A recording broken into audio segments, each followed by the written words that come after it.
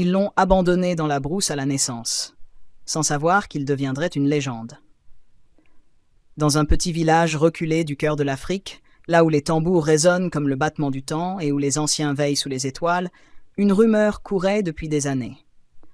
On parlait d'un enfant né sous une lune rouge, un enfant que les ancêtres eux-mêmes auraient marqué. Les anciens l'avaient prédit. Un jour, un être viendrait changer le destin du peuple. Mais personne ne s'attendait à ce que cet être soit un nouveau-né abandonné dans la brousse. La nuit de sa naissance, les éclairs déchiraient le ciel comme des lames de colère. Sa mère, une jeune fille de 17 ans nommée Mbali, avait supplié ses parents de ne pas le tuer.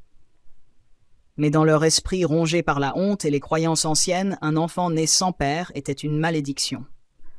Alors, sans un regard en arrière, ils déposèrent l'enfant enveloppé dans un pagne tissé de feuilles, au pied d'un baobab millénaire.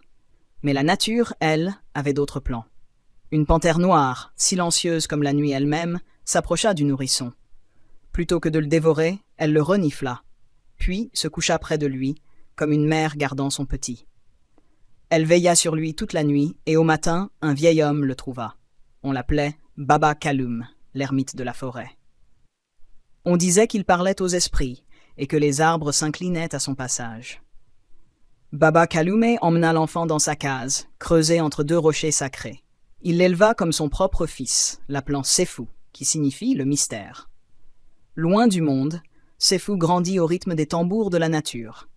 Il apprit à écouter le vent, à lire les traces dans la terre, à parler au feu et à comprendre le silence. À 10 ans, il connaissait plus de plantes médicinales que les guérisseurs du village. À 12 ans, il domptait les serpents venimeux. À 15 ans, il battait les chasseurs les plus expérimentés à l'arc. Mais Sefou ne savait rien de ses origines. Jusqu'au jour où, un soir de pleine lune, Baba Kaloum l'appela près du feu et lui raconta toute l'histoire. La colère monta dans le cœur du jeune homme, pas contre sa mère, mais contre ce monde qui rejette avant de comprendre. Ce soir-là, il jura de devenir si puissant, si utile, que le monde serait contraint de le reconnaître.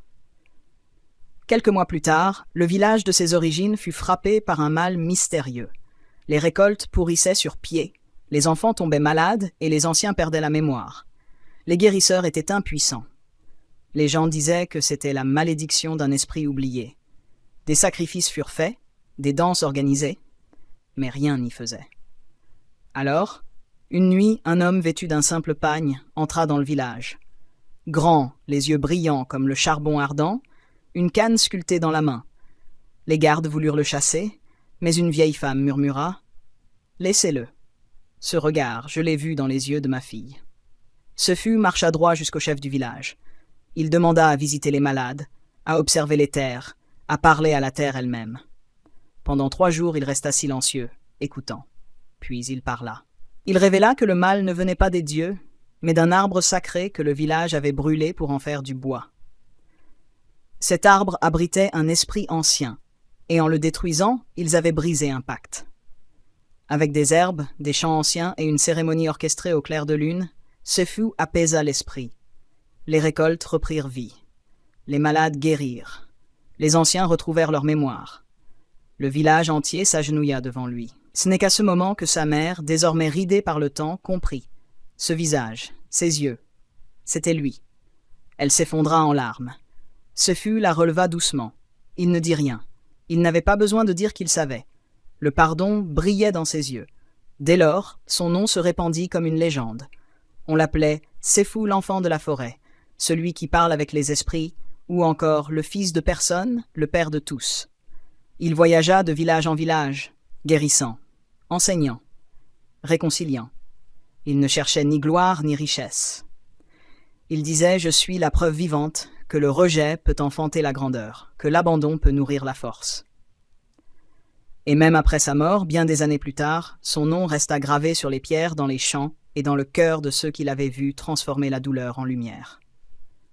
Si tu as été touché par cette histoire, si tu crois, toi aussi, que même les plus rejetés peuvent changer le monde, alors laisse un like, abonne-toi à la chaîne et active la cloche pour ne manquer aucun de nos contes puissants et inspirants. Dis-moi en commentaire, crois-tu que le destin peut être plus fort que nos origines ? As-tu déjà vu quelqu'un briller malgré les rejets? On lit chaque commentaire avec attention et qui sait, ton histoire pourrait devenir notre prochain conte. Merci d'avoir écouté. À très bientôt pour une nouvelle légende africaine.